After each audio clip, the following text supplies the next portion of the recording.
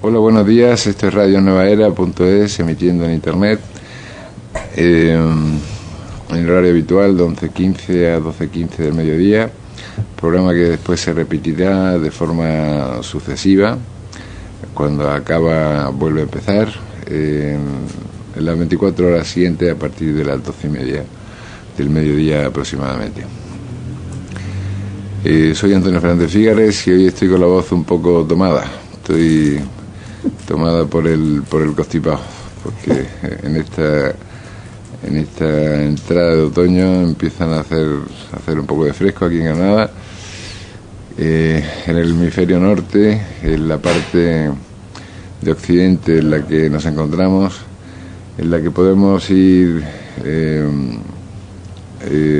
observando pues estos cambios climatológicos que van sucediendo. Junto a mí mi compañera de programa, Edi Marta Mucio. Buenos días. Hola Antonio, buenos días. Bueno, hay que precaver un poquito, ¿no? Eso, yo ya estoy cuidando la garganta, porque si no se siente mucho, sobre todo las bebidas frías, ¿no? Las bebidas frías, yo ya trato de no consumirlas, porque realmente me hacen mal, ¿no? Y bueno, después la voz no sale como corresponde, así que... Sí, los cambios de temperatura, porque también estamos dentro de las casas a la misma temperatura, pero salimos a la calle, pues si volvemos tarde, ya de noche, pues ya hace bastante fresco, o si salimos muy, muy temprano, pues también, ¿no? Pero bueno, afortunadamente tenemos donde guarecernos y los sistemas para vivir de una forma más o menos confortable, ¿no? Pero comentábamos antes, haciendo una introducción un poco al tema que podemos tratar hoy, a uno de los temas, podemos hablar de muchas cosas, de la problemática que existe en el tercer mundo, ¿no? De ese objetivo del milenio de acabar con la pobreza, acabar con las personas que se mueren de inanición, que si no recuerdo mal son como 900 millones en el mundo, ¿no? Que están sometidos a una pobreza extrema y que tienen grandes dificultades para simplemente obtener alimentos, ¿no? Zapatero, el presidente del gobierno español, José Luis Rodríguez Zapatero, no sé si por propia iniciativa o por concierto con otros países de la Unión Europea, ha puesto en marcha un proyecto de poner un impuesto en las transacciones internacionales, de forma que se pague, no sé si era el 0,0005% del importe de la transacción internacional, pues ya sean transferencias o envíos de dinero, en fin, cualquier transacción internacional. Y con esto las ONGs que tratan de solventar los problemas de la alimentación en el mundo, pues se dan por satisfechas, porque piensan que va a paliar en gran medida por el inmenso volumen de dinero que eso generaría. Parece mentira, ¿no?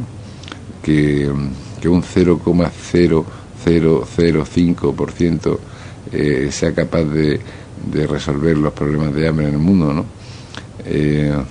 Pero si nos damos cuenta, es tan pequeña la aportación que tenemos que hacer para que ese problema se resuelva. Claro. Es ínfimo, totalmente ínfimo.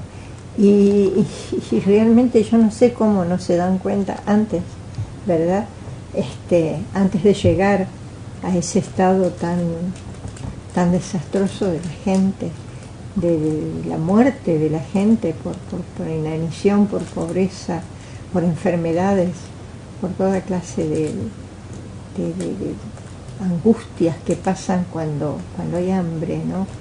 Cuando no hay medios. Y después uno ve cosas fantásticas que duelen, porque son nada más que para la vista. Entonces, ¿cómo puede ser que se hagan esos monumentos tan grandes, y no se haga un aporte al ser humano, a la humanidad? Claro, y lo curioso además es que todo el mundo occidental, o no solo occidental, sino Japón y otros países, Corea del Norte también, están viviendo pues en una relativa opulencia, ¿no? Dentro de los problemas de escasez que puede haber, pues a lo mejor en España en la actualidad, por el problema del paro, pero bueno, es nada comparado con lo que pasa en esos países, ¿no? Pero que nos enfrentamos, es curioso ver, que es lo que quería decir, que el problema de estos países es la obesidad. Ah, sí. Los niños son obesos, las personas son obesas, Mm. comen mucho más de lo que necesitan su organismo, ¿no? A veces por ansiedad, a veces por diversos factores, ¿no? Pero estamos viendo un país, o sea, una zona del mundo obesa y hiperdesarrollada, y una zona del mundo que no tiene para lo mínimo imprescindible, ¿no? Ahora, esa obesidad también se debe a la mala alimentación, no solo al exceso, sino a la mala alimentación, ¿no? Claro. Una alimentación que no es la adecuada, sobre todo para los chicos, ¿no? Que bueno, después es la época más importante, después está su desarrollo y ahí quedan gente obesa por la vida, porque después están con los problemas de que no pueden adelgazar. Después, lógicamente, todo se sobrecarga, el cuerpo se sobrecarga, los órganos se sobrecargan y trabajan mal. Entonces, pero eso es debido a una adolescencia, a una juventud mal comido también, ¿no? Porque si no se llega a esos extremos así. Sí, Viedi, pero es una sociedad en la que se pone mucho hincapié en el hecho de comer, ¿no? O sea, cuánta publicidad hay relativa a galletitas, golosinas, polos, 40.000 bollería industrial, 40.000 ofertas de cosas de las que alimentarse, que como tú dices no son ni nutritivas ni benéficas, porque tienen más perjuicios que ventajas, ¿no? Claro, no es lo mejor, no es lo mejor. A mí me llama mucho la atención acá, ¿no? Cómo comen pan, pero me llama muchísimo. Y es verdad, el pan es muy rico, ¿no? Es muy rico, es rico el pan, pero uno ve a los chicos comiendo mucho pan, ¿no? Y me llama mucho la atención, porque en general, no sé, yo toda mi vida he descartado el pan. Claro, porque siempre para mí fue un sinónimo de harinas, ¿no? Entonces, poco pan, o pan integral, qué sé yo, que uno ya de por sí come menos, ¿no? Pero acá dicen que el pan integral no lo quieren, porque lo asocian a la época en que tenían que comer un pan negro, ¿no es cierto? Entonces a una época crítica de España. Y realmente hacen un pan muy, muy, muy rico. La prueba está que uno va caminando y a lo mejor en una calle hay 2 panaderías, sí. ¿no? Y todas trabajan. Hay una oferta muy grande en ese aspecto, porque hay todas las variedades, ¿no? Hay integral, con sémola, no sé, no lo conozco a fondo el tema, pero por el aspecto de la panadería hay como una oferta tremenda, ¿no? Que si rosquillas, que si no sé qué. Pero por eso digo que la oferta en Occidente es tremendamente abundante, o sea, es espectacularmente abundante. Sí, sí. Y no nos paramos a pensar que esta propuesta, que para mí es muy válida, que no está secundada por Estados Unidos, curiosamente, ¿no? Y hay que tirarle un poco de la oreja a Estados Unidos, que otra vez pues se niega, no quiere colaborar con los proyectos para eliminar el CO2 de la atmósfera y combatir el efecto invernadero que se está produciendo, porque crearía un perjuicio para su industria, y no quiere colaborar tampoco con las donaciones de estas cantidades ínfimas, que claro, en miles de millones, en cientos de miles de millones, pues son cantidades significativas, pero claro, para el que hace una transferencia o o realiza un pago o hace cualquier tipo de actividad mercantil, pues no es significativa. Sí, es terrible, terrible, terrible. Y justo Estados Unidos, no colaborar. Así que, bueno, tenemos una invitada. Tenemos una invitada que acaba de entrar, que ya ahora, nos había dicho que venía. Ahora vamos a saludar. A esta hora, hemos estado rellenando un poco con comentarios políticos y sociales, que viene de la fundación. Que viene de la Fundación Vedanta. En otras ocasiones ha sido Chaitali la que nos ha acompañado, y en esta ocasión pues no sé tu nombre, perdóname. Narayani Chaitanya. Narayani Chaitanya. Muy bien. Pues vamos a iniciar un diálogo con ella, que como otras tantas veces pues será muy enriquecedor. Tú eres profesora de yoga, ¿no? Sí, así es. Hemos hablado aquí de yoga, ¿no? De las diversas partes del yoga, de los diversos aspectos que tiene el yoga. Pero aparte de hablar de los aspectos del yoga, yo creo que podríamos empezar esta entrevista hablando de los beneficios, que de eso no hemos hablado. Muy bien. ¿Qué beneficios puede tener el yoga? ¿Hablo así? ¿Se me escucha? Sí, tranquilamente. Bueno, el yoga tiene múltiples beneficios. Cuando el primer el primer Swami de India vino a Occidente en el 1920 aproximadamente, o 1930, vino al Congreso de las Naciones de Chicago invitado, y él venía vestido al atuendo usual de la India, de naranja, como los swamis. Entonces se llamaba Swami Vivekananda, y entonces vino a hablar del yoga por primera vez a Occidente, y llamó mucho la atención por su vestido, porque él además era muy elegante, venía muy planchado, muy limpio, y entonces nos dijo por primera vez a los occidentales: el yoga tiene múltiples beneficios para todos. No es solamente un trabajo físico, no es un trabajo de gimnasia únicamente. Es una gran oportunidad de cambiar físicamente, pero también de mejorar mentalmente, psicológicamente, y de adquirir una mayor serenidad y autocontrol. Habló del poder de la concentración del yoga, y habló de que podía satisfacer muchos problemas que luego provocan enfermedades desde el punto de vista de la prevención. Ajá. No sé si respondo a su pregunta. Sí, sí. Hablar sobre eso. Sí, podemos ir especificando un poco cada aspecto. Claro. Lo que pasa es que has esbozado un abanico muy amplio de opciones, ¿no? Sí. De entrada tiene una incidencia relajante en el cuerpo, ¿no? Que hace que se distiendan los ligamentos, que se libere también la energía, que eso es algo más sutil, ¿no? Que eso hay personas que pueden entenderlo, o que los que estén dentro de ello, o personas que pueden ser un poco escépticos respecto al tema del campo sutil y campo energético, el pránico, ¿no? Eso es, sí.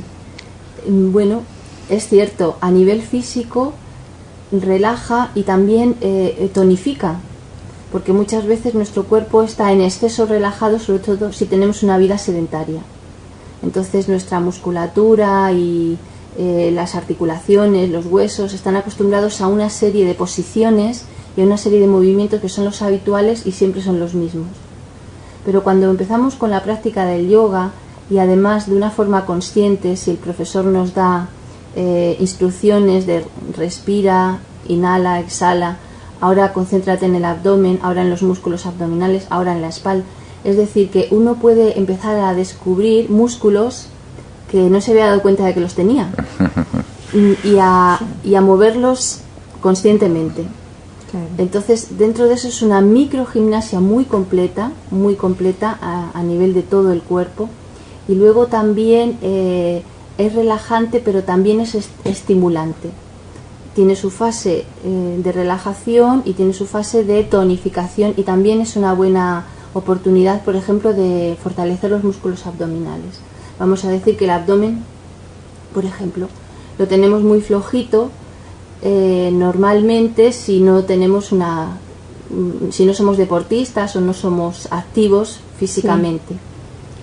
Y simplemente con el yoga uno puede tonificar y fortalecer los músculos abdominales, lo cual favorece pues un montón de cosas, un montón de todos los órganos abdominales, los órganos internos se tonifican, y es una microgimnasia y es una tonificación a nivel intestinal, a nivel del sistema digestivo, a nivel de que la tripita se ponga más apretada, y sobre todo internamente, no solamente la parte muscular, sino que internamente todos los órganos del abdomen se fortalecen. Y significa también algún tipo de distinto estado mental, ¿no?, por así llamarlo. Pero te lo digo porque en Pilates, por ejemplo, que yo he hecho a veces, le llaman la mansión del poder a la parte abdominal, ¿no? Sí. Es como si ahí centráramos mucho la fuerza. Puede tener una equivalencia con el jara, con el centro de energía del jara, ¿no? Sí, en yoga Vyayam trabajamos mucho un punto localizado 4 dedos debajo del ombligo que se llama el tan. El tan. N-T-A-N. Es una palabra sánscrita. Pero es el mismo punto que se dice el ki o el chi o el jara. Depende de qué cultura te hable de él. Claro. Entonces es la misma zona. Y no olvidemos que el señor Pilates tomó del yoga un montón de información para luego lo que él creó. Pero él ideó su propia gimnasia a partir de unos conocimientos que investigó previamente. Y luego él fue genial en crear nuevos ejercicios ya puramente modernos. Pero del yoga tomó mucho.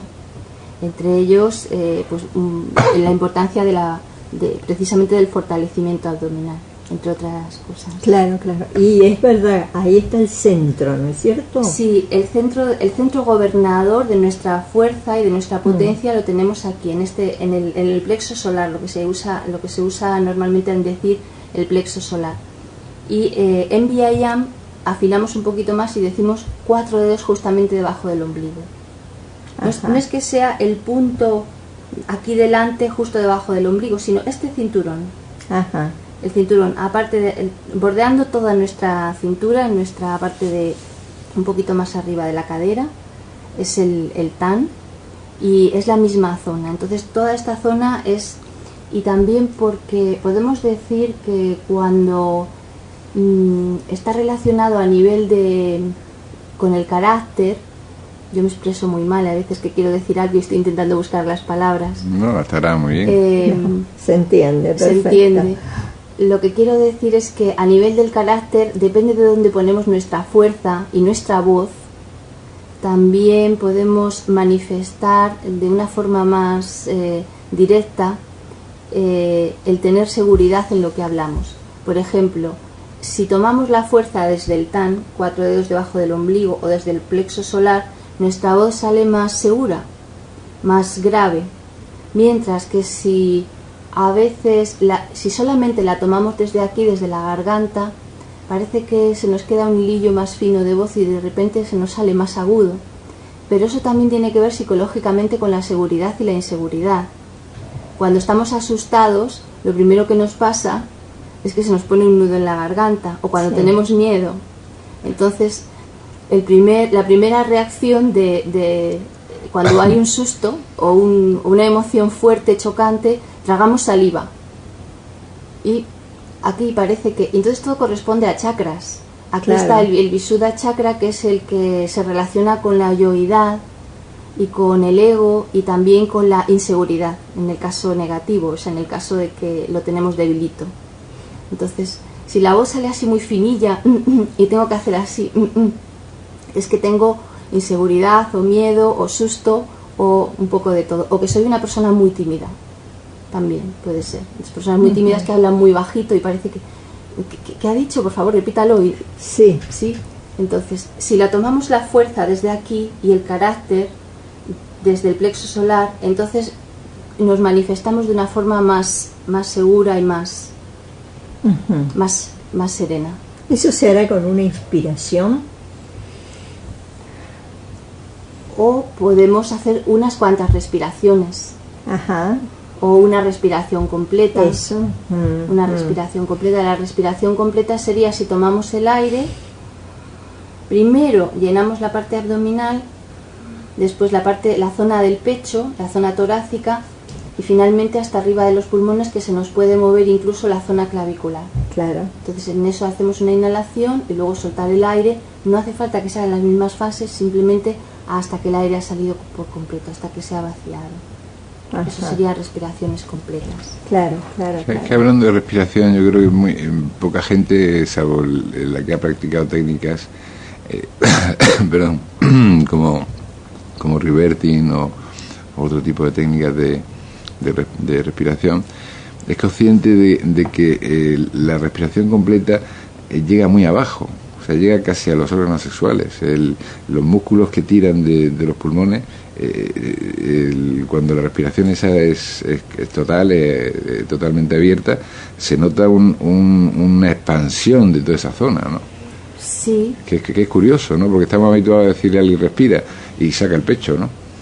Eso es. Está asociada la inhalación con la respiración torácica, y la respiración torácica es insuficiente. Cuando el médico dice respire, te va a auscultar, ¿no? Y dice respire, y todo el mundo hace.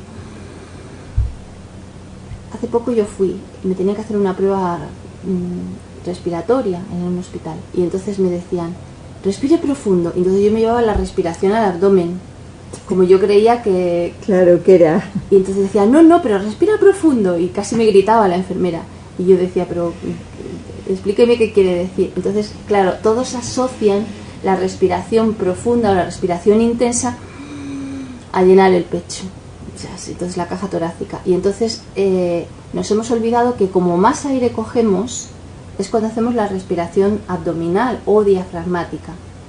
Yo no sé bien si llega hasta los órganos sexuales. Lo que sí es que la zona más baja de la pelvis... Muy baja del abdomen, sí. La zona más baja de la pelvis tiene un movimiento. El movimiento está producido por el diafragma. Cuando se terminan los pulmones, la zona pleural, hay un músculo que se parece a un paraguas, que es una bóveda, se llama diafragma. Entonces, cuando el aire entra y llega al fondo de los pulmones, ese diafragma se contrae, porque si no los pulmones no tienen sitio. Entonces esa contracción de los pulmones empuja todo el paquete abdominal hacia abajo. Y por eso es el movimiento del abdomen hacia afuera, o hacia afuera y abajo, depende si estamos de pie o tumbados. Y mueve los intestinos y el estómago. El diafragma va empujando a todos, y porque quiere hacer sitio a los pulmones. Ajá, qué curioso, no sabía eso. No es que el aire llega hasta el abdomen, el aire solo va a cada pulmón, a los dos pulmones, pero para tener ese espacio los pulmones son como una esponja. Entonces esa esponja, si se llena, quiere sitio. Claro. Y cuando se contrae, que es cuando exhalamos, soltamos el aire, entonces el diafragma se relaja. Primero se tensó para empujar el paquete abdominal hacia afuera, y después, cuando ha salido el aire, vuelve a su sitio, y entonces el diafragma se relaja. Ese es el movimiento de la respiración, que se llama abdominal o diafragmática. Cuanto más entrenados estamos en eso, mayor capacidad vamos a dar a nuestros pulmones, mejor vamos a respirar, mejor vamos a oxigenar incluso todas las células del cuerpo, porque luego el oxígeno, el movimiento respiratorio y el órgano respiratorio se encarga de llevar el oxígeno a todas las células a través de la respiración, a través de la sangre, a través de todos. Pero hay mucha gente trabaja dentro del organismo, pero lo que nos interesa es tener la máxima capacidad respiratoria posible para estar lo más sanos y lo más vitales posible. Es que una gran parte de la energía que utilizamos, más que de la comida, la extraemos de la respiración, de la combustión del oxígeno. Así es. porque la cantidad de comida, por mucho que una persona coma, es mínima, ¿no? Pueden ser unas cuantas, 2.000, 3.000, 4.000 kilocalorías, pero para alimentar todo el sistema, yo creo que la nutrición sobre todo es de oxígeno. Y tenemos que pensar que lo que primero se hace al nacer es respirar. Cierto. Así que eso es lo primero, Sí. es el primer alimento que recibimos del exterior, Sí, ¿no es Sí. cierto? Sí. Así que es la respiración, es la base, lo esencial. el primer alimento y la primera acción. También. Desde el momento en que el ser humano es independiente, antes cuando estaba dentro de la mamá, pues Claro. trabajaba ella Claro. y le daba el alimento por un tubito.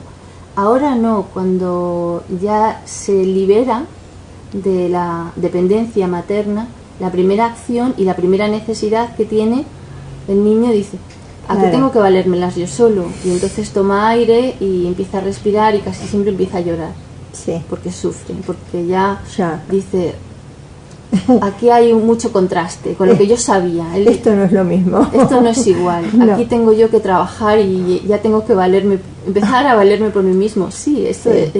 Y sí, ¿cómo forma no? parte de... ¿Cómo Y es no? cierto. Y la última cosa que hacemos También. es la última exhalación. Sí, es la el última momento de la muerte Sí. es el final de la salida de la Sí, última sí, exhalación. sí, también. sí, sí, sí. Entonces es así. Sí, sí. Una vez me hicieron un comentario así de una enfermera que estaba mucho en esa parte, ¿no? de un hospital, que dice que hacían 3 inhalaciones y la tercera exhalación ya estaba. Era así, ¿no? Que se daba cuenta cuando estaba acompañándolos, porque los acompañaba, que eran 3 y la tercera era el final. Sí. Así que no sé si será una observación personal o será verdad, no lo sé. Eso es lo que me contaron. Y respecto a la vinculación con la mente entre el yoga y la respiración, por unir los dos términos, la mente como algo, digamos, abstracto, por un lado, y el cerebro también en cuanto a su funcionamiento por otro. Bien, la respiración depende de qué tipo de respiración es la nuestra. Nosotros debemos observarnos. Depende de qué tipo de respiración es la nuestra, si más completa o menos completa, así es nuestro estado mental. Nuestra respiración puede variar a lo largo del día de muchas veces. Unas veces la tenemos más agitada, más activa, y otras veces va pues más lenta. Vamos a decir que cuando estamos más concentrados y la respiración es más lenta, más tranquila, probablemente nuestro estado mental en ese momento es muy sereno. Sin embargo, cuando estamos muy activos, incluso físicamente, si vamos a correr, nuestra respiración siempre se agita, pero también el estado mental, si estamos muy activos, nuestro estado mental también está como a 100 por hora. Y las 3 fases de respiración pulmonar también se relacionan con esos estados de la mente. Por ejemplo, si hacemos respiración diafragmática, incluso ensayamos la respiración diafragmática conscientemente y la queremos instalar en nosotros, es porque queremos obtener una máxima serenización, un estado mental de quietud y de serenidad. La respiración torácica se relaciona directamente con un estado mental de actividad. Entonces a veces es necesaria y a veces la potenciamos. Por eso, por ejemplo, si nos queremos despertar, espabilar, hemos salido del sueño por la mañana, entonces está bien que hagamos unas cuantas respiraciones torácicas para también nuestra mente activarla. Hay un tercer tipo de respiración cuando se hace sola, que es clavicular, la respiración que toma aire, muy poquito aire, solamente hasta la parte superior de los pulmones, y teniendo en cuenta que el pulmón tiene la forma de un triángulo, sería la esquinita de más arriba, con lo cual es muy pequeña. Esa respiración nos aporta muy poco aire y enseguida tenemos que volver a respirar porque se queda muy corta, y enseguida entonces son muchas más respiraciones en un espacio de tiempo el mismo que con las otras a lo mejor, pero nuestro estado mental se hiperactiva. Si tenemos una respiración clavicular continuada, lo que nos va a pasar es que podemos entrar en grados de estrés bastante importantes o estados de nerviosismo bastante importantes. Y luego ya a nivel de cómo las personas son, cómo las personas somos, uno no tiene mucho más que observar la respiración de las personas para saber por qué son de esa forma. Personas muy nerviosas, pues es porque si las observamos vamos a ver que tienen respiración torácica o torácico-clavicular mezclada. Mientras que las personas más o menos tranquilas suelen tener una respiración abdominal. Es decir, que la respiración esa torácica, ¿cómo se llaman estos ejercicios? Eso que hay un trabajo que se hace, ¿no? Con respiración. Pranayama. No.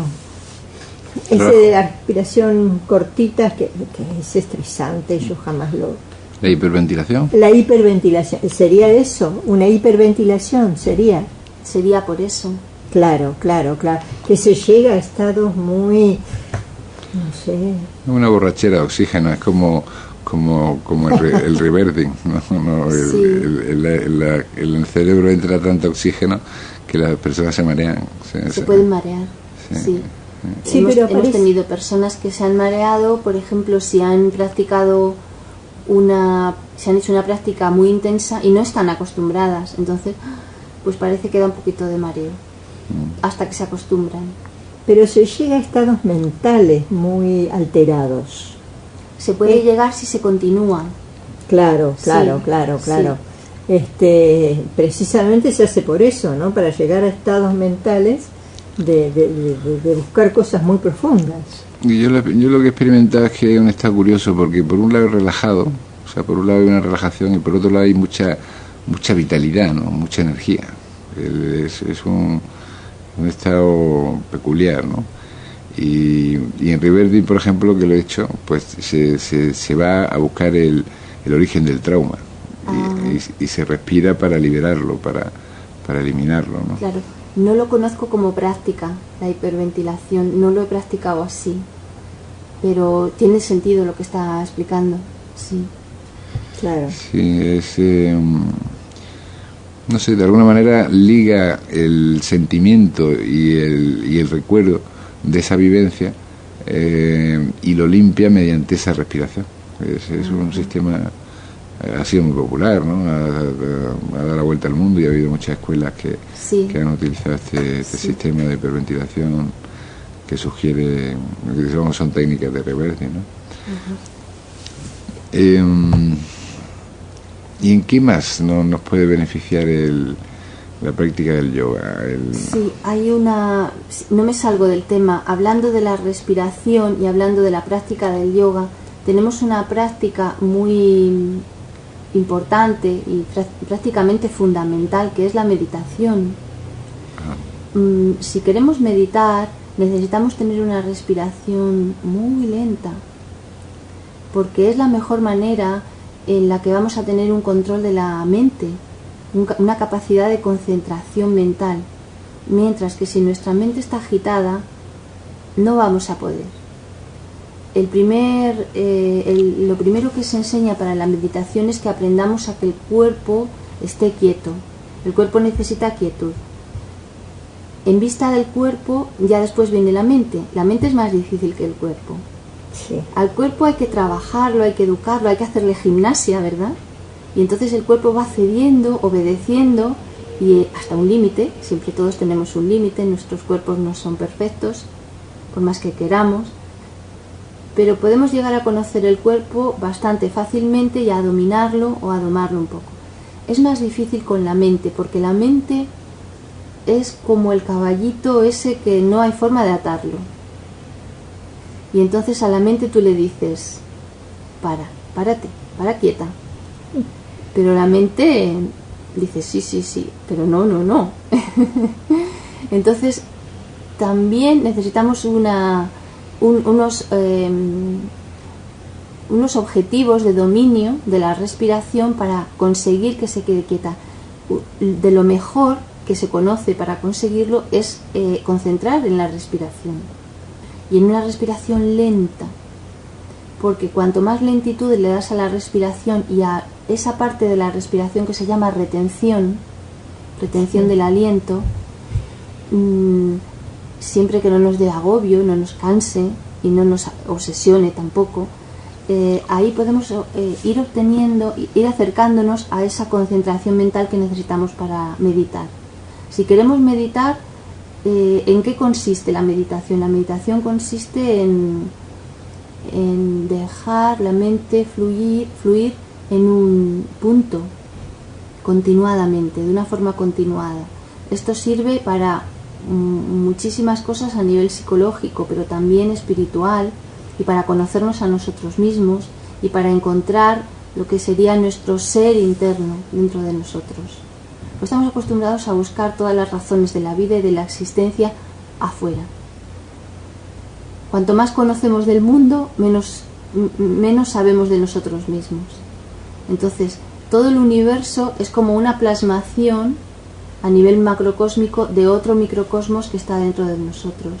Y todo conocimiento, ahora que estoy viendo esta maravillosa biblioteca de libros, que me inspira mucho, es un lugar muy sárvico, muy puro, sí. Las bibliotecas donde está el conocimiento, pues nosotros también tenemos un gran conocimiento dentro de nosotros. Pero ¿qué pasa? Que es que tenemos el libro cerrado muchas veces. Y entonces nos cuesta hacer ese trabajo de investigación hacia adentro. Y ese trabajo de investigación hacia adentro está enseñado desde los maestros antiguos, que a través de la meditación podemos hacer esa búsqueda hacia nuestro interior, y que no hay nada que esté fuera que no vayamos a encontrar también dentro de nosotros. Entonces, ese ser interno, o esa parte vamos a decirlo, de esa parte de divinidad que siempre buscamos las personas religiosas en las imágenes, en las iglesias, en los templos, todo eso, de la parte divina, lo que alimenta la espiritualidad del mundo. Pero esa espiritualidad y esa parte divina y esa parte espiritual, es que tenemos que autoencontrarla también. Y la meditación es una buena herramienta. Y la respiración la necesitamos dominar para aprender a meditar. Sí, sí. Porque encontramos muchas cosas dentro. Nos encontramos también, yo creo, un consejero que nos acompaña siempre, ¿no? Pero que habla como una vocecita, lo hemos comentado aquí en la radio a veces, como muy tenue, ¿no? Como muy suave, no, salvo momentos muy cruciales en los que parece que se impone más y nos dice, cuidado que por ahí no es, o adelante. Normalmente estamos recibiendo instrucciones con una voz muy respetuosa, ¿no? Sí, es el testigo, ¿no? Como si dijéramos la conciencia del testigo. En la meditación se habla de eso también. Si estamos desde el punto de vista del testigo, nuestro testigo nos dice, oye, que estás pensando algo que no conviene. Para ese pensamiento, cámbialo por otro, positivízate. Si esta parte de nosotros también se ha dicho muchas veces, el maestro interno. El maestro interno es el que también tú sabes qué es lo conveniente y lo que no. Claro. Y el Sadhguru, si no recuerdo mal, ¿no? También como el Sadhguru, así es. Pero vamos a decir que este hablador interno que nos habla bajito, a veces nos dice cosas que es lo que nos interesa oír, porque cuántas veces no nos hacemos una autojustificación de cosas que estarían mal, pero siempre encontramos razones. Sí, pero yo creo que esa es otra parte en la que nosotros nos autojustificamos o imaginamos, ¿no? Yo creo que se pueden diferenciar, si uno afina mucho la observación, el tipo de mensajes que vienen de un lado y de otro, ¿no? En uno es como, no, yo por lo menos en mi experiencia, es como indiferente, o sea, tú puedes hacer lo que quieras, pero yo te estoy diciendo eso, ¿no? Sí. Y la otra es, no, es que es mejor que nos tomemos esos pasteles porque están muy ricos, están muy buenos y me apetece mucho. Total, una vez, claro. La última vez fue hace un mes. Claro. Sí, siempre está esa doble, ¿no? Esa doble personalidad que tenemos, que una parte nos dice lo correcto y otra parte dice, bueno, pero no pasa nada, tampoco seas tan excesivo, tan exagerado. El Pepito Grillo que te llamas, sí, ¿no es cierto? El Pepito Grillo. Sí, el mismo. Sí. Desde el punto de vista del Veda hay una personalidad, es el maestro, el gurú, que es quien nos dice, que es quien verdaderamente se atreve y con todas las palabras necesarias a decirnos las verdades, aquellas que son más crudas y que menos nos apetece que nos digan. Forma parte de tanto el gurú, el maestro externo y el maestro interno. Podemos hablar de ambos. El maestro externo es si nosotros hemos aceptado la presencia en nuestra vida de un gurú, de un maestro, que nos enseñe sobre lo que sabe. La palabra gurú está compuesta de 2 sílabas, gu y ru, y son luz y oscuridad. Aquel que te quita, se traduce por aquel que te quita la oscuridad y te pone la luz, la conciencia. Pero muchas veces rechazamos al gurú porque está el otro Pepito Grillo, que dice, pero a mí ¿quién me va a venir a decir algo? ¿Cómo es posible que alguien se atreva a mí a decirme las cosas con tanta claridad? Yo ya soy adulto y yo ya estoy autosuficiente para decirme a mí mismo las cosas. Entonces nos es muy difícil aceptar la figura del gurú como tal, porque no nos gusta que nos digan ni lo que tenemos que hacer, ni nos digan las cosas feas de nosotros. No digo de si somos feos o guapos, sino las cosas feas de nosotros que no estamos dispuestos muchas veces a admitir y tampoco a cambiar. El cuestionamiento es más personal, yo creo, ¿no? Y nos toca mucho el ego, porque igual que aceptamos en una universidad o en una academia pues las instrucciones del profesor, que nos dice, para mañana tenéis que tener estudiado los verbos irregulares. Y lo hacemos porque si no sabemos que nos van a suspender y no lo cuestionamos, pues en teoría, si hemos admitido al gurú, que yo creo que es una condición previa, ¿no? Y teniendo siempre la conciencia personal puesta, o sea, no podemos anularla y pensar que cualquier cosa que nos puedan decir sea asimilable, pero en fin, admitir su consejo y admitir su guía en ocasiones, sí. Eso yo creo que es positivo. Lo que pasa es que el ego rechina mucho, ¿no? El ego es el mayor impedimento. El ego está ahí diciendo, yo quiero mantener mis hábitos, mi forma de ver las cosas, mis justificaciones y todo ese tipo de cosas, ¿no? El ego es lo más difícil que tenemos. Y unos más que otros, pero siempre el ego encuentra, es como el agua. El agua sabe dónde meterse y cómo adaptarse a una situación o a un recipiente o a un lugar, y siempre sabe encontrar el hueco donde meterse y siempre estar. Entonces, llega todo. Y sabe, llega, sí. Y uno no sabe cómo, ¿eh? Sí. No sabe cómo, pero llega. Entonces, que haya un maestro, que el maestro también representa un montón de figuras al mismo tiempo. Puede ser tu padre, puede ser tu madre, puede ser tu amigo, puede ser tu amante, puede ser tu profesor, puede ser Dios, si quieres, la figura divina, puede ser el conocimiento, pero siempre es quien está dispuesto a meterte el dedo en la llaga para curar la herida. Y las heridas duelen. Y las heridas del ego, y el ego se revuelve y se pone, a veces nos podemos poner muy cabreados, muy histéricos y reaccionar muy mal. si es nuestro padre o nuestra madre quien nos lo dice, pues incluso también le podemos decir, mira, déjame en paz, que hoy no te aguanto, que todo esto. Pero al maestro no le podemos decir esto, porque el maestro es una persona, es una personalidad que nosotros hemos admitido, como que le hemos dado permiso para que nos lo diga siempre, siempre que crea conveniente. Y podemos estar molestos o incluso no comprender algunas veces las cosas que nos está diciendo en ese momento, pero en algún momento lo vamos a comprender, porque él no hará nada que didácticamente tampoco también nos llegue esa enseñanza. Hablar del maestro o hablar del gurú en Occidente siempre es muy difícil, en estos tiempos más que nunca, porque esta cultura nos ha traído un paradigma según la cual la libertad está entendida como que la persona tiene todos los instrumentos para ser ella misma y para saber lo que tiene que hacer por sí sola.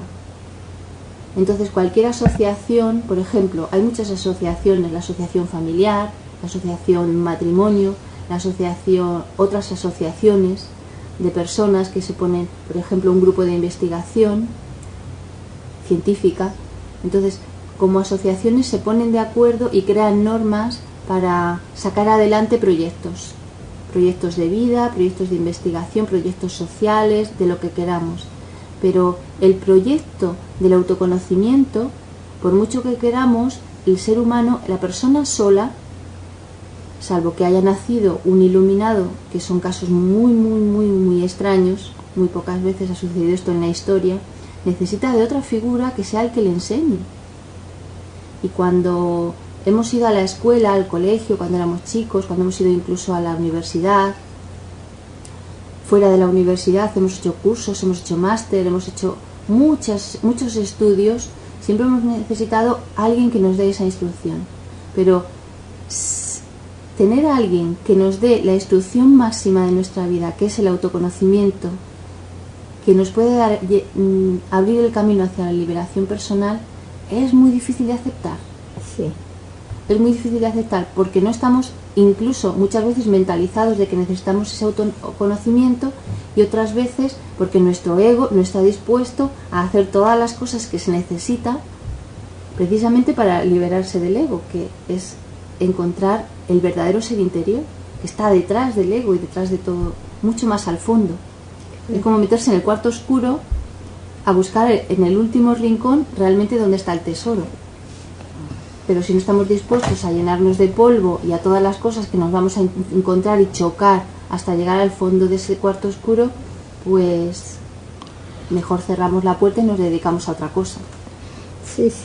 Los occidentales somos difíciles. No es el mundo oriental igual. Claro, es que la tradición oriental es mucho más de obediencia, de seguir un linaje, de seguir una tradición. Y Occidente está basado en el individualismo, ¿no? Y últimamente no solo en el individualismo, sino en la libertad que tú decías antes, pero una libertad en la que entronizamos el hacer lo que yo quiera, pero no en los deberes que conlleva la vida, ¿no? Y las obligaciones, ¿no? Sí. O sea, muchos derechos para hacer lo que me apetezca, pero a lo mejor no lo que tengo que hacer, ¿no?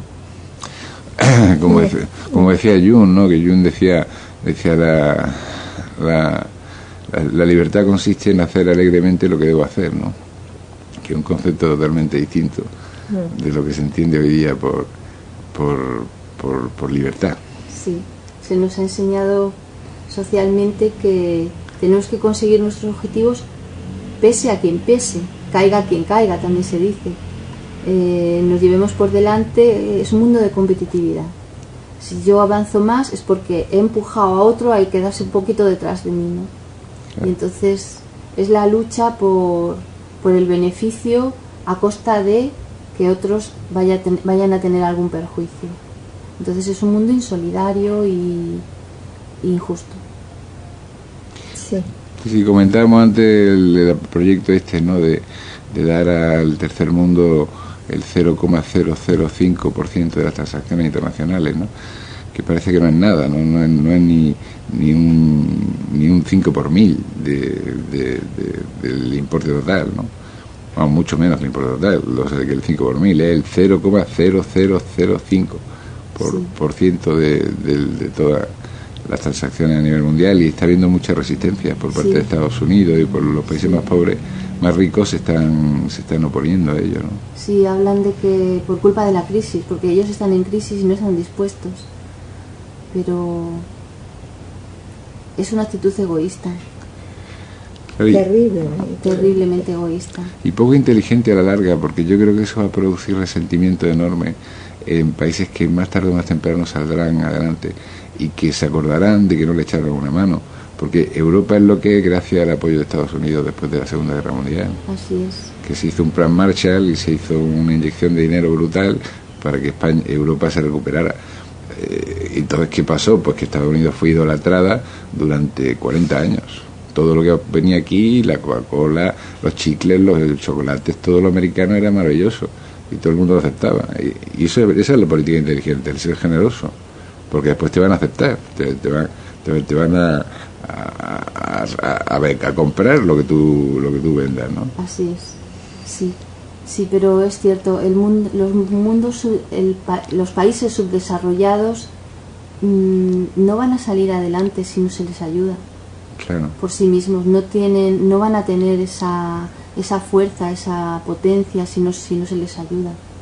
Y cada vez hay como acciones contrarias, cada vez hay más ONGs, organizaciones no gubernamentales, de personas voluntarias en un sentido o en otro que van a los países y de forma, pues voy y con mis manos ayudaré en lo que esté en mi pequeña capacidad. Y esto está bien, porque esto compensa un poco la falta de espiritualidad. Vivimos en una época en que la espiritualidad está en picado. Las religiones, muchas de ellas, están en crisis.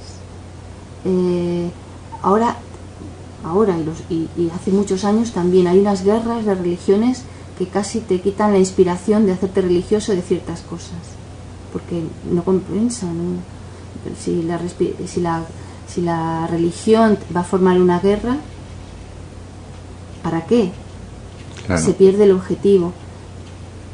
Y ahora también hay muchas personas y muchos grupos que se unen no de forma religiosa, sino de forma solidaria, y entonces desean ayudar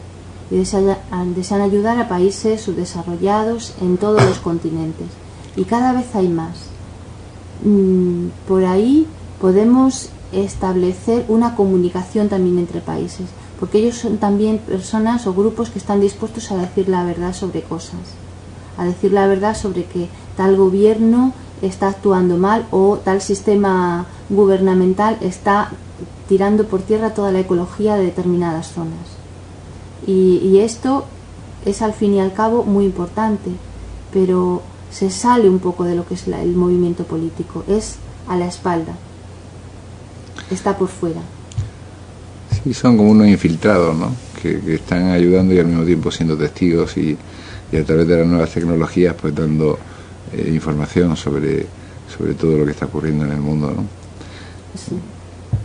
Y es curioso, ¿no? El movimiento que existe en la actualidad. Yo lo digo a veces, ¿no? Que es como si un río tuviera dos cauces, ¿no? Por un lado estaba la gente pues muy solidaria, más o menos espiritual, más o menos interesada en su propio desarrollo, y por otro lado la otra parte del cauce hay una dosis de egoísmo muy muy fuerte, ¿no? La aspiración materialista, la ultranza, ¿no? Cuando yo creo que eso ya se ha demostrado que no funciona. Así es que el problema es que se ha hundido el comunismo como sistema, pero el materialismo le quedan, no sé, 20 años, 30 años, no creo que más.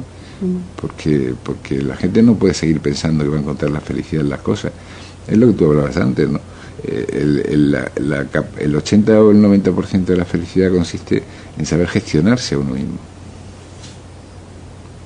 en alcanzar esa paz, esa serenidad, ese equilibrio. Porque cuando eso lo tienes, te vas a relacionar mejor con tu entorno, con la vida, con las cosas. Después hay un componente, porque todos necesitamos una comunicación, todos necesitamos más o menos afecto, todos necesitamos más o menos, salvo personas que están a lo mejor muy elevadas y que ya están en otro plano, ¿no? Pero que es un complemento adicional. Si conseguimos lo otro, que yo creo que el gran desafío actual, el encontrar el equilibrio, ¿no? Sí, mi maestro decía una frase que era aquella persona que tiene hambre no puede pensar en Dios, no puede pensar en espiritualidad. Entonces hay que solucionar primero los problemas del hambre de la gente. Claro. Y después las religiones o las doctrinas, las ideologías pueden venir y tratar de establecerse donde quieran.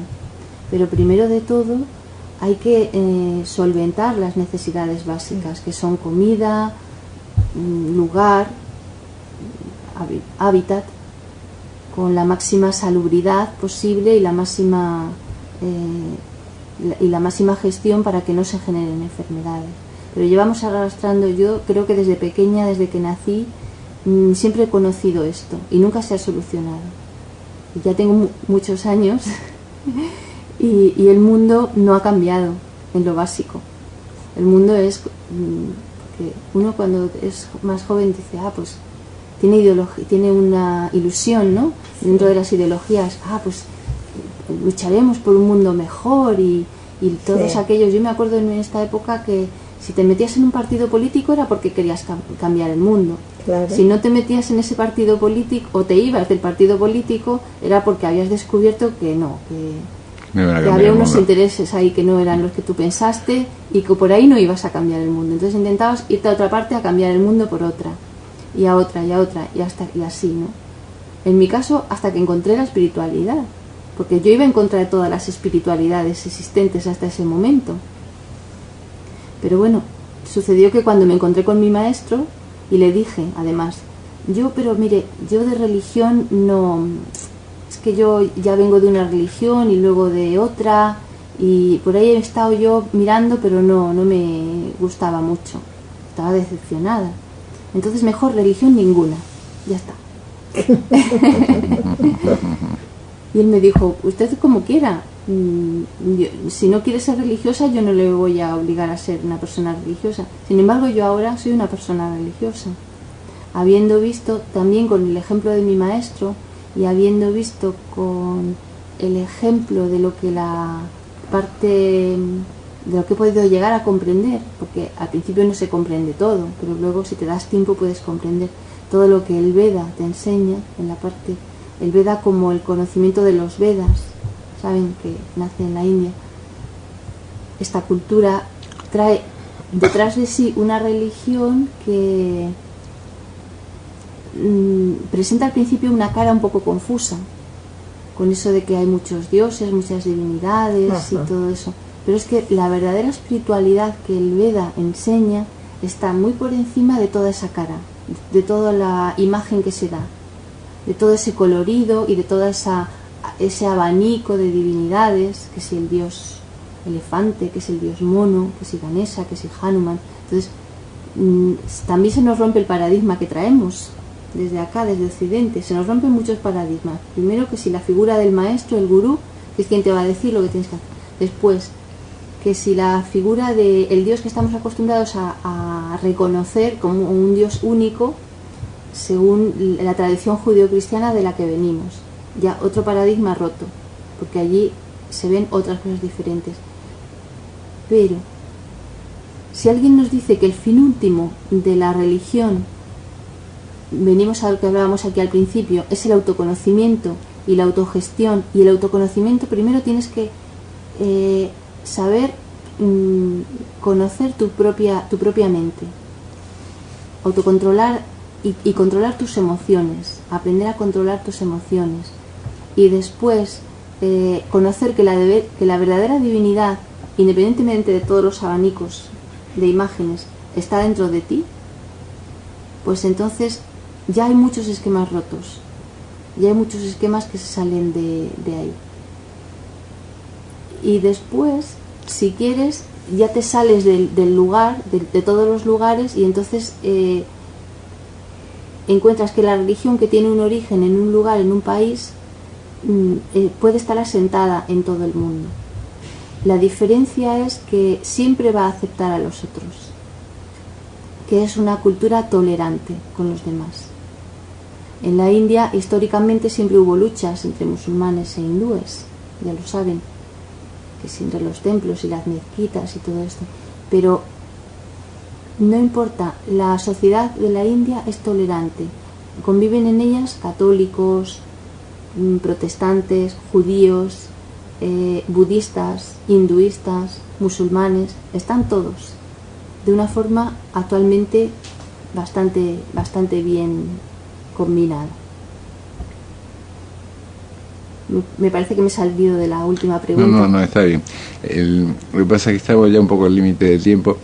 Yo te pediría un poco que nos comentaras si tenéis previsto algún tipo de actividades en la Academia de Yoga o en la Fundación. Sí. Este miércoles, hoy es martes, mañana. Ajá. Mañana tenemos una conferencia en una actividad que se llama la Noche del Yoga en la Academia, que es sobre vegetarianismo. Ajá. Y la da un profesor que se llama Juan Carlos García, es un naturista, un naturópata, y será el inicio de un ciclo de cursos, pequeños cursos que va a dar sobre nutrición, salud, naturopatía. Todos los miércoles hay una actividad que se llama la Noche del Yoga en la Academia, en la calle Recogidas, que la próxima semana, por ejemplo, va a ser Nidra Yoga. Nidra Yoga es un tipo de yoga relacionado con el sueño y con la relajación. Entonces es buscar un estado entre el sueño y la relajación para obtener beneficios en nuestra conciencia. Cada miércoles habrá una actividad diferente. Todas ellas incluyen una pequeña práctica de meditación, una pequeña práctica que puede ser recitación de un mantra o cantos, más independientemente de la conferencia que se dé o la clase o charla que se dé. Luego hay actividades a lo largo de todo el año hasta pasado Semana Santa, que pueden ver en la página web, que es www.academiayoga.org. Un curso muy destacado va a ser de Ayurveda y nutrición, en el cual también vamos a dar cursos de cocina y haremos 4 menús vegetarianos, completamente vegetarianos. Muy sabroso. En estos cursos se come también. Qué apetecible, qué bien. Sí, son cosas muy ricas y sabrosas y sanas, claro. Una forma de cocinar. Y luego pues habrá cursos que son sobre también vegetarianismo para niños, para las mamás, para que aprendan a dar de comer a los niños chicos, psicología, meditación, concentración, por ejemplo tablas de asanas para hacer en 10 minutos. Una persona que quiera aprender para hacer una tabla de asanas, de ejercicios de yoga en 10 minutos, 10-15 minutos, que no tengo más tiempo que todo, pues entonces aprender así. Se hablará de la respiración, se hablará del sánscrito en algún curso, en algún taller también, la lengua más antigua del mundo. Y luego tenemos siempre una actividad en Casa Yoga, en el lugar que tenemos en el Zaidín, Casa Yoga, que es la meditación. Todos los viernes a las 8, ahora ya en ciclo de otoño-invierno, todos los viernes a las 8 les esperamos a todos a iniciarse, si no lo conocen, o a venir a meditar en compañía nuestra, si ya son meditadores habituales. ¿Podemos dar algún teléfono o dirección de email? Sí, un momento. La dirección de email se lo dijo. O aparece, no, dio la dirección de la web. Dice la web, sí. Pues les voy a dar un teléfono, un momentito, voy a mirarlo. Sí, supongo que en la página de la Academia Yoga aparecerá, ¿no? Sí, academiayoga.org. en la página, en la web aparecen los teléfonos y también la dirección de email. La dirección de email sería escuelavédica@yahoo.es. Ahí pueden escribir, hacer todas sus peticiones, todos sus comentarios, preguntas. Y en la web de la academia también van a encontrar los teléfonos. Yo voy a buscar uno ahora mismo. Voy a tratar de decírselo. Hemos dicho dirección de mail escuelavédica@yahoo.es, ¿no? Sí. Sí. Y hay un teléfono que pueden anotar que es el 670-436941. Repetimos, por favor. 670-436941. Muy bien, todo esto en Granada para nuestros oyentes de toda España. Pues si pasan por aquí o quieren contactar con la Academia Yoga, ya conocen la web. Los que están aquí en Granada pues pueden tanto visitar la web para tener los datos de contacto, escribir email, solicitar información y acceder a esta prestigiosa institución que realiza una labor de instrucción y de enseñanza de estos contenidos y estas enseñanzas antiguas y al mismo tiempo actuales, que cada vez tienen más pujanza y que tienen mucho valor y mucha capacidad de ayudarnos en lo cotidiano y en lo intemporal. Muchas gracias. Gracias a ti por estar con nosotros. Muchas gracias. Muchas gracias. Muy amables. Me despido de todos ustedes, muchas gracias por su atención. Ya saben que este programa se repetirá a partir de las 12 de las 1 de la tarde aproximadamente, y ya se aparecerá de forma sucesiva, se oirá de forma sucesiva hasta el día siguiente a las 10:30. Después lo incorporaremos a la web y estará presente en la web pues aproximadamente 2 meses. O sea que en cualquier momento lo pueden consultar para si le falta cualquier dato o cualquier referencia o quieren repasar los contenidos que hemos comentado. Un fuerte abrazo, soy Antonio Fernández Figares. Yo soy Eri Marta Muncio y realmente queda poco por decir porque se ha dicho mucho. Este es un tema precioso, es un tema muy candente, muy del día, muy actual, ¿no? Todo lo que tiene que ver con yoga es algo que todos estamos incursionando un poco en eso y en la meditación también. Acá lo aconsejamos muchísimo, las meditaciones. Muchas gracias por estar con nosotros. Ya pronto te vamos a anotar para que vengas nuevamente. Muchas gracias. Y bueno, que tengan un día muy lindo y nada más. Gracias.